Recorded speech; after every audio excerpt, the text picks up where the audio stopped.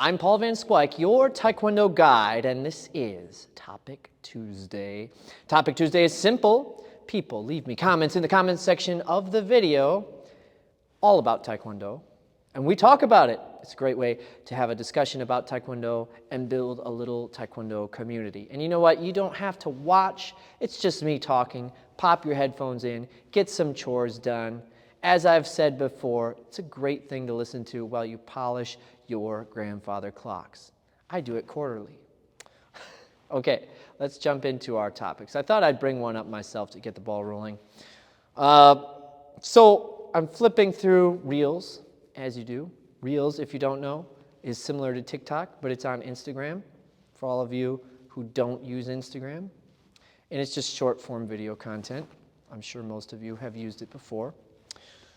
And came across a particular jiu-jitsu coach. I don't know his name. I don't want to get into that anyway. But it kind of led into this thought about martial arts and gatekeeping. See, there's a lot of people in the martial arts world who don't want to be associated with casual practitioners. And this is a topic that's come up a number of times on my channel, and it's a topic that is near and dear to my heart because I strongly believe that martial arts is for everyone who wants to be involved in the martial arts. There's an attitude a lot of combat sport athletes have, and probably hardcore traditionalists too, that you don't want to have a class in which soccer moms want to participate in the class. And they use this term soccer mom as a derogatory. And I'll tell you, that really can mess up the mind of a young practitioner and coach. It makes it sort of feel uncool. I don't want to be associated with soccer moms. What's a soccer mom? Guys, soccer mom is a parent with a lot of kids. That's a good thing. Who has their kids involved in a lot of stuff. That's a good thing. Okay, generally we're probably just talking about a decent parent. So why is it bad that a decent parent is interested in your classes? Well, because you have to dumb it down for them. Because soccer moms don't want black eyes or torn rotator cuffs.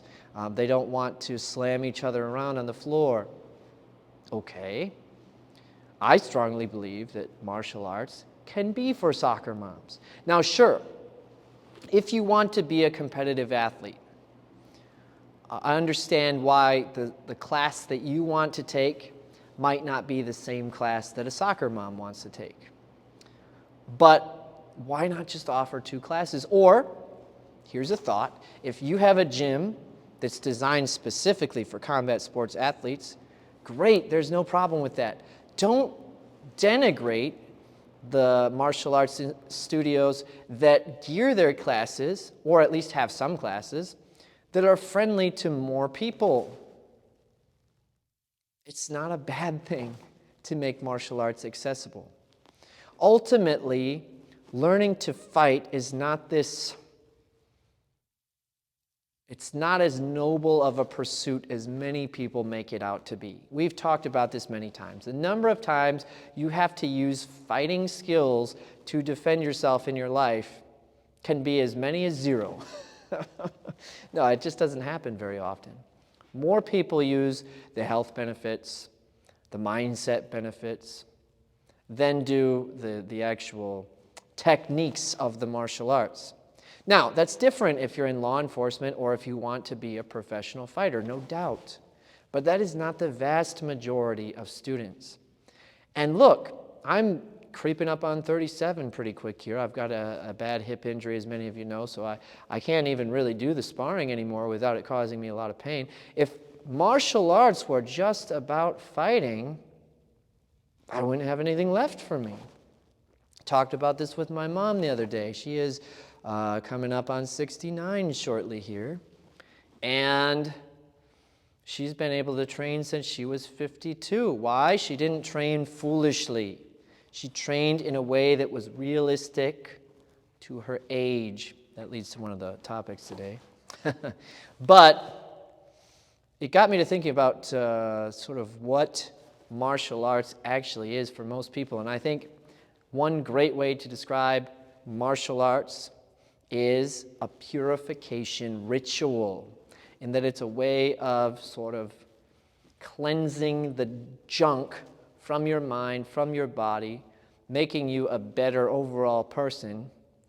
So you participate in this culture of discipline, of high technical demand, of attentiveness, a culture of high, what's the word? An attitude, a warrior attitude, not in the way that you literally go out and fight in the battlefield, but an attitude of positivity and of, we have indomitable spirit, right? You're participating in this culture. You're aligning yourself with these principles. You're purifying yourself in a way that you don't in your day-to-day life. It's a ritual practice. And there's combat elements to it, even if you're not a high-level athlete in combat sports. Sure, it won't make you a great fighter, but the problem I think we have in this culture is we tend to think in binaries.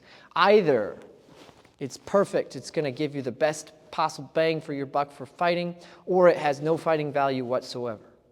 And the truth is, of course, in the middle here, martial arts, traditional martial arts, that is, as practiced by the, quote, soccer moms, will not give them zero value when it comes to fighting. It just does not turn them into fighters. It doesn't teach them how to fight, if you will.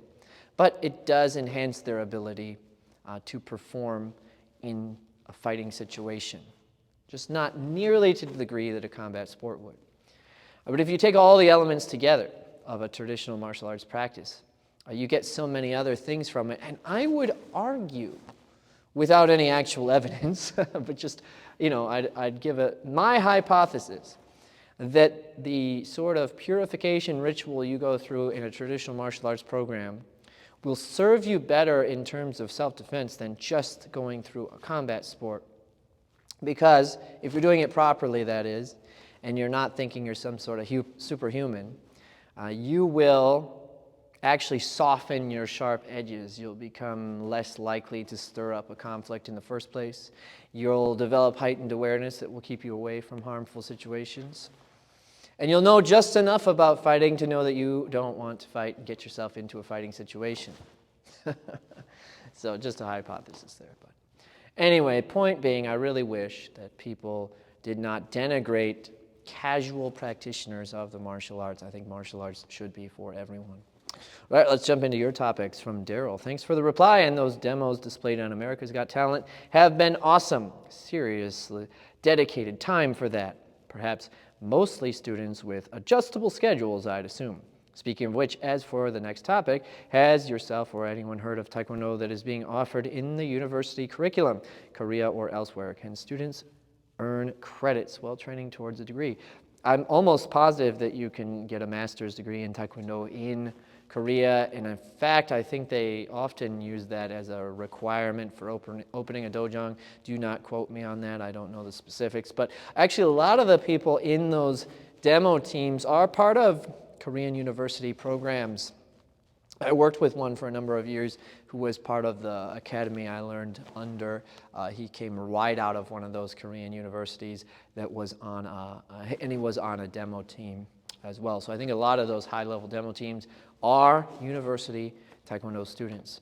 I don't think it's something offered in the United States. Again, don't quote me on it, but I'm almost certain Korea does offer university degrees in Taekwondo. From JV Kanu Fan 8115. Hi, Paul. Thank you for persisting with Topic Tuesday. It's interesting you say that. Yeah, I started this channel as a technical guide. Those videos do vastly better. I wanted to combine technical tips with humor, and those videos really took off. I was taken aback by how well they've done. But then almost, as soon as I started developing this and getting some headway, I came into all these problems with my hips, made it really difficult to do that kind of content. And so as a result, I've been doing these Topic Tuesdays, and the channel's really taken a big turn in this way. Not nearly as many views, but I think the discussions are good, and I'm glad you guys value them and continue to write in. He continues, I think the discussions have been very interesting and thoughtful. Exactly. I particularly enjoyed your gladiator versus warrior monk archetype discussion. My head instructor has wondered why numbers have seemed to drop off in our dojang, and my suspicion is the MMA gladiator archetype is what many younger people identify with and aspire to. And our warrior monk dojang is consequently not so appealing at present. Hopefully in time, people will see value in what we offer our local area. Anyway, that is a comment. I'd like to comment on that. I think this is why it's important that Taekwondo be more than fighting. There are superior methods of just developing fighting knowledge. Combat sports like boxing and wrestling and jiu-jitsu are better if you just want to get in there and start fighting. Taekwondo, of course, has its fighting component, but it has this whole other set of things that are what I've called purification rituals at the beginning of this episode. And I think for those who find those things appealing, it's what separates Taekwondo and Karate, the Budo arts, from the combat sports. Popularity-wise, it's interesting. If you look at Google Trends, Taekwondo, Karate, they've stayed pretty even keel. Of course, MMA and Jiu-Jitsu have shot up, but if you compare them to each other, those terms are still searched less, if I remember right, than Karate or Taekwondo, which has stayed pretty flat over the years. I do think there's more options for martial arts than there have been in the past, which spreads the students out a little bit more. And I think there's more stuff for people to do in general, and that also we're kind of in a little bit more uncertain economic times. People don't want to necessarily commit to something that's long-term, which martial arts is. And so there's a lot of variables that could factor the attendance. I would be curious, because I imagine that religious practices like Catholicism or Orthodox Christianity have seen a decline in attendance. I'd be curious if there's any resurgence or not, because those are religious, they're ways of practicing Christianity that involve a lot more ritual, in the same way that traditional martial arts involves more ritual than combat sports. And I'd be curious, because our culture has so swung away from ritual, fallen so heavily into the realm of materialism, I'd be curious what attendance is looking like for those traditional type churches. My speculation is that the pendulum is beginning to swing back the other way. There have been some valid criticisms of materialism and modernity that sort of dismantle what I think caused that pendulum swing to begin with in the first place. Anyway, he says, my question is, can you recommend any good sources for poomsae applications? You know, I have a poomsae course on the Taekwondo forums, and I have a bunch of applications in there. But generally speaking, one name that I would always throw out there is Ian Abernethy. Of course, these are karate applications, but as most of you know, Taekwondo and karate, they share the same genesis point. So you're going to see a lot of the similar things, and I think you can layer his stuff onto Taekwondo. Do you think there are problems in applying the more prevalent karate interpretations of the same or similar moves? I don't think that's a problem. I think, again, they share the same genesis point. The problem you could argue that you're going to run into is that you shouldn't do that for karate either. I think sometimes they cite sources for these things. Ian will frequently cite sources with images of the old masters doing some of the stuff that he shows. So when you have that source, you might have a little bit more solid ground to base your application on. Though that's assuming that those guys knew what they were doing. I think a lot of it is just lost to time and secrecy. So it's hard. Ian would say that whether or not his applications are the original ones, he believes they work and therefore are perfectly valid applications to lay onto the forms. I think someone's going to come in, and I'm going to highlight her presence and make her famous on the internet. Hello. Sorry. That's right. Everybody will know about you and your entry here. I have a question. Were you trying to drop something on my head today from an airplane? Not today, no. Okay, this person is a pilot, and I saw a plane fly right over my car today. So, anyway. No, she did not try to drop anything on me today. Yeah, I think we covered that one.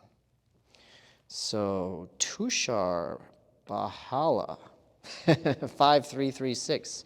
Hello, sir. Would love for you to share a brief history of the 9 kwans and their differences and similarities in terms of philosophy and training methods. That's a good topic.